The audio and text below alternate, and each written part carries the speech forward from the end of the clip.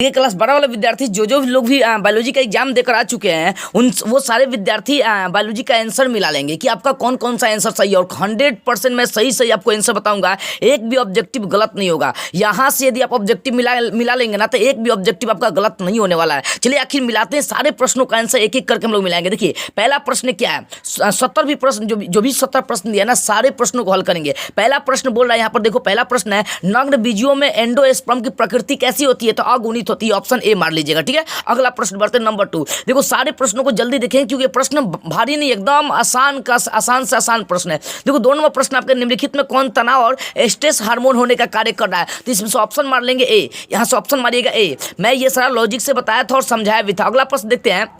देखो मैंने बता दिया था कि यदि किसी ऑप्शन में इनमें से सभी वाला ऑप्शन हो, चाहे इनमें से कोई वाला ऑप्शन नहीं हो, तो ये वाला मारना। इसमें से ऑप्शन 3 का मार लेंगे डी।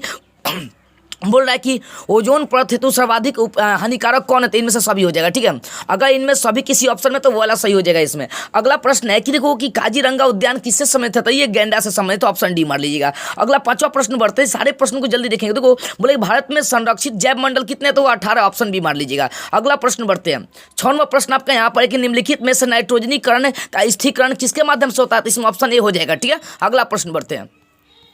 देखो 7वां प्रश्न, थोड़ा सा प्रश्न को देख लीजिएगा। बोले क्राइटॉक्सिन क्या करता है, यहाँ पर ऑप्शन दिया है क्राइटॉक्सिन क्या करता है, तो इसका आंसर हो जाएगा मध्य आंत्र के एपिथेलियम को क्या करता है, बांधने का कार्य करता है। इसमें से ऑप्शन मार लेंगे बी। ठीक है, अगला प्रश्न बढ़ते हैं। अगला प्रश्न देखिए 8 नंबर प्रश्न, सारे प्रश्नों को मिलाते चलिए। 8 नंबर जो प्रश्न दिया, निम्नलिखित में से किसके द्वारा ईख या गन्ने की बुआई किए थे, तने के टुकड़े के द्वारा, ऑप्शन बी मार लीजिएगा। ठीक है, अगला 9 नंबर प्रश्न देखिए, सारे प्रश्नों को मिलाते चलिए। निम्नलिखित में से SO2 के प्रदूषण से कौन प्रभावित होने का कार्य करता है, तो जो हरित लवक होता है वो प्रभावित होने का कार्य करता है, ऑप्शन मारेंगे सी। अगला प्रश्न 10 नंबर प्रश्न दिया, निम्नलिखित में से कौन जन्म से लेकर मृत्यु के बीच की अवधि है, तो जीवन काल मारेंगे, ऑप्शन बी हो जाएगा। ठीक है, 11 नंबर प्रश्न देखिए, निम्नलिखित में से किस हार्मोन के द्वारा सर्तेली कोशिकाओं का नियंत्रण होता है, FSH, ऑप्शन बी हो जाएगा। ठीक है, अगला प्रश्न देखते हैं 12वां प्रश्न देखिए। 12वां प्रश्न आपको दिया है कि निम्नलिखित में से कौन अपरा से होकर नहीं गुजरने का काम करता है, तो अपरा से मातृरक्षी कोशिकाएं जो होती है, ऑप्शन डी हो जाएगा इसमें से सही। ठीक है, 13 नंबर जो प्रश्न बोला कि निम्नलिखित में से कौन नई प्रजातियों के निर्माण में महत्वपूर्ण भूमिका निभाने का कार्य करता है, तो नई प्रजाति बनाने के लिए उत्परिवर्तन का कार्य करता है, इसमें से ऑप्शन हो जाएगा आपका भी। ठीक है, अगला प्रश्न देखते हैं 14 नंबर। 14 नंबर प्रश्न आपका है कि निम्नलिखित में से किसके लीवर को कोरक रंध्र के नाम से जानते हैं, तो ये जो आपका ऑप्शन कोरक है ना, इसी को कोरक रंध्र के नाम से जानते हैं। जो 15वां प्रश्न है वो है आपका कि निम्नलिखित में से कौन परिदल पुंज का भाग है, तो पुंकेसर जो है ना परिदल पुंज का ही भाग है। अगला 16 नंबर जो प्रश्न दिया वो मिलाइए। देखो 16 नंबर प्रश्न आपका कि निम्नलिखित में से जो मनुष्य है ना, मनुष्यों में निम्नलिखित में कौन सी कोशिका गतिशील होती है, तो मनुष्य का जो शुक्राणु होता है वो गतिशील होता है, ऑप्शन डी मार लीजिएगा। ठीक है, अगला प्रश्न देखते हैं 17 नंबर। 17 नंबर प्रश्न आपका है कि निम्न में से कौन लिंग सहगुण को दर्शाने का कार्य करता है, तो ये बताए थे कि इनमें से सभी या इनमें से कोई जो ऑप्शन होगा ना उसको मार लेंगे, इसमें से ऑप्शन डी हो जाएगा करेक्ट। आगे 18 नंबर प्रश्न देखिए कि निम्नलिखित में से कौन जीवित जीवाश्म होने का कार्य करता है, तो इसमें से ऑप्शन करेक्ट आपका ऑप्शन हो जाएगा ए मार लीजिएगा, एम्फ्री ऑक्स। ठीक है, अगला प्रश्न देखते हैं 20 नंबर प्रश्न देखते हैं। ये था 18 नंबर प्रश्न, और 19 नंबर जो प्रश्न गायब है, इसके बाद हो सकता है अंत में पेज मिलेगा क्योंकि ये सब फोटो खींचा गया। प्रश्न मिलाइए और आंसर मिलेगा। देखो 21 नंबर प्रश्न आपका, निम्नलिखित में से कौन एटाविज्म का उदाहरण है, इसमें एटाविज का उदाहरण कौन है ये बताना, इनमें से सभी वाला ऑप्शन मार लीजिएगा। अगला प्रश्न देखते हैं। मैंने बताया था कि जो इनमें से कोई या इनमें से सभी वाला ऑप्शन है उसको टच कर लेना है। 22 नंबर जो प्रश्न है वो दिया, निम्नलिखित में से बताइए लैक ओपेरन बीटा गैलेक्टोसिज कोडिंग करने का कार्य कौन करता है, तो इसमें मारेंगे आइजीन मार लीजिएगा, ऑप्शन मार लीजिएगा डी इसमें से। ठीक है, अगला प्रश्न बढ़ते हैं। 23 नंबर प्रश्न देखिए, सारे प्रश्न को मिलाते चले। 23 नंबर प्रश्न आपका कि कौन यौन संचालित रोग है, STD, कौन सा गोनोरिया है। मैंने बताया था कि एकदम गोनोरिया जो है ना, ये शायद कल का जो गेस्ट क्वेश्चन था उसमें बताया भी था मैंने, और देखो इसमें ऑप्शन मार लीजिएगा। वो गोनोरिया जो है ना, एक मिनट, गोनोरिया सिल्वा गोनोरिया इसमें हो जाएगा आपका। ठीक है ना, गोनोरिया सिल्फिस नहीं, इसमें जो ऑप्शन मारिएगा बी सी मारिएगा, क्योंकि सिल्फिस हो चाहे गोनोरिया हो, ये दोनों सेक्स के द्वारा ही बीमारी होता है, ऑप्शन सी इसमें से हो जाएगा। आगे 24 नंबर प्रश्न देखिए, जो बोला कि निम्नलिखित में से किस स्तर पर भ्रूण स्थानांतरण फैलोपियन नलिका में किया जाता है, मतलब प्रश्न है कि निम्नलिखित में से भ्रूण का स्थानांतरण फैलोपियन नलिका में किस में किया जाता है, तो युग्मनज के रूप में किया जाता है, ऑप्शन सी मार लेंगे। अगला प्रश्न देखिए 25 नंबर जो प्रश्न है, बोले निम्नलिखित में से कौन मानव जनसंख्या के वैज्ञानिक अध्ययन को दर्शाने का कार्य करता है, तो मानव जनसंख्या के वैज्ञानिक स्तर को दर्शाने वाला जनसांख्यिकी हो जाएगा, ऑप्शन डी मारते चलेगा। अगला प्रश्न देखिए 26 नंबर प्रश्न देखते हैं। बोला कि 26 नंबर प्रश्न, निम्नलिखित में से मनुष्यों की त्वचा का रंग किससे निर्धारित होने का कार्य करता है, तो इनमें से सभी बताए थे ना, इनमें से सभी वाला ऑप्शन छोड़िएगा नहीं, इनमें से सभी वाला ऑप्शन मार ही लीजिएगा। ठीक है, अगला प्रश्न देखते हैं 27 नंबर प्रश्न देखिए।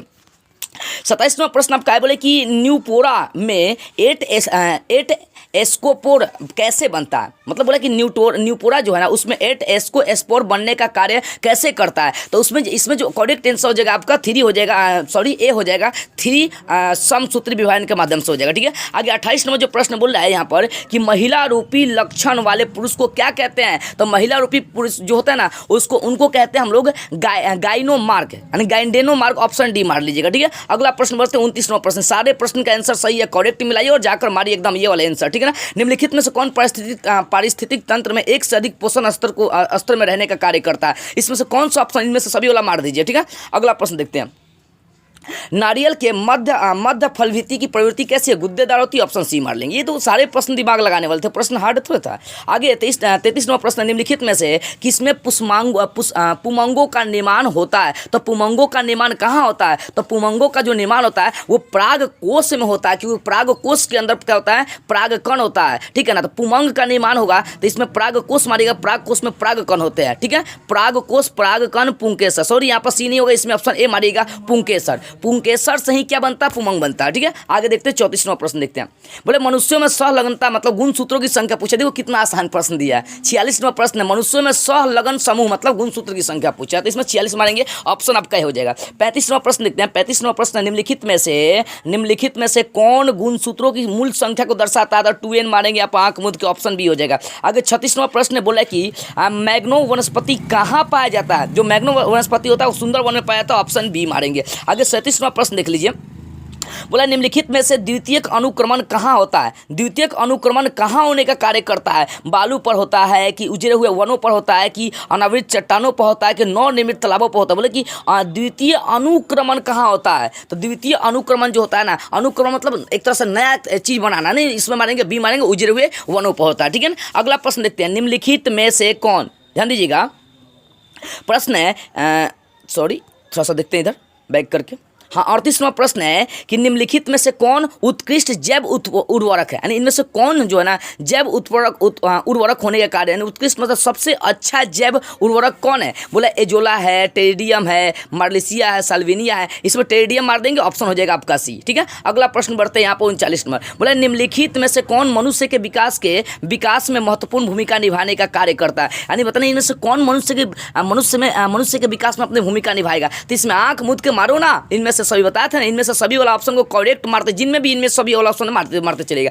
बोले अमीबा में कौन सा होता है, अनुकूलन परिस्थिति में कौन सा, विखंडन, बहुखंडन, मुकुलन, द्विखंडन। तो अमीबा में जो होगा ना, बोले कि अनुकूलन परिस्थिति, जो अनुकूल परिस्थिति में फटता बहुत सारा, इसमें मारेंगे बहुखंडन हो जाएगा, ऑप्शन इसमें से हो जाएगा आपका कौन सा, अमीबा में यानी विखंडन होता है और अनुकूल परिस्थिति में, तो इसमें बी मारेंगे। ठीक है ना, ये वाला बी जो ऑप्शन है आपका करेक्ट हो जाएगा। ठीक है, अगर 41वां प्रश्न देखिए, सारे प्रश्न कितने आसान है। बोले मनुष्य में शुक्राणुओं की क्षमता कहाँ विकसित होता है। तो वृषण में ही ना होता है। ठीक है, अगला 42वां प्रश्न देखिए, निम्नलिखित में से किसके द्वारा जुड़वा भाइयों का विकास हो सकता है। तो 2 युग्मनज के द्वारा विकास हो सकता है। आगे 43वां प्रश्न है आपका कि निम्नलिखित में से किसका प्रयोग फसली पौधों में उत्परिवर्तन हेतु किया जाता है। तो गामा किरण का किया था, ऑप्शन ए मारेंगे। अगला प्रश्न देखते हैं 49 नंबर। निम्नलिखित में से ट्यूमर द्वारा किसमें कायिक प्रवर्धन होने का कार्य करता है। तो आलू जो होता है ना, आलू में ट्यूमर के माध्यम से ही कायिक प्रवर्धन होता है। आगे 50वां प्रश्न देखिए, बोल रहा है कि निम्नलिखित में से किसमें गुणसूत्र का एक अतिरिक्त जोड़ा पाया जाता है। तो किसमें गुणसूत्र का अतिरिक्त जोड़ा पाया जाता है।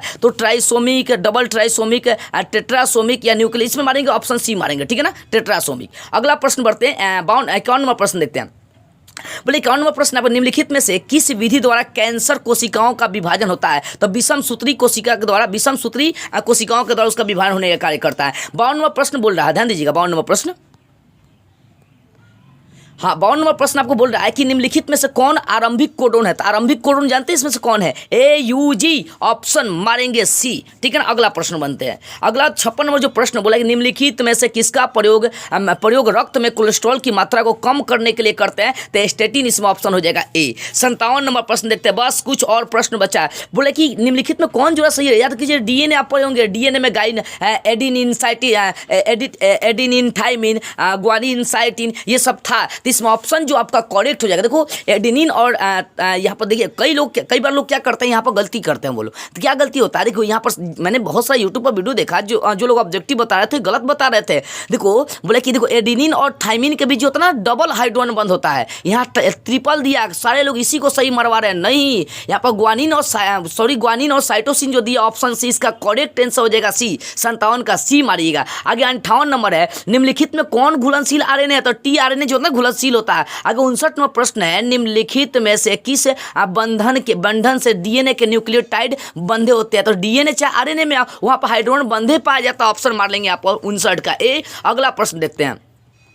देखो इतना ही प्रश्न लगभग मेरे पास जो पीडीएफ आया था इतना ही था, ठीक है ना। आप इतना मिला लीजिए कि आपका जो ऑब्जेक्टिव वो लगभग कितना सही है, ठीक है। इतना ही पीडीएफ में आपका टोटल 59 मतलब 11 और ऑब्जेक्टिव छूट रहा है, क्योंकि पीडीएफ जो है ना मतलब जो क्वेश्चन का पीडीएफ है समय से नहीं मिल पाया। आप इतना में मिला लीजिए कि आखिर आपका कितना सही है, यानी ऑब्जेक्टिव आपका टोटल कितना सही है। मुझे अनुमान है कि आपका 35 ही ऑब्जेक्टिव आपको एमआर शीट में भरना था, जो आप सही भर के आए होंगे। आप लोग कमेंट करके बस जरूर बता दीजिएगा कि आपका कितना ऑब्जेक्टिव सही है।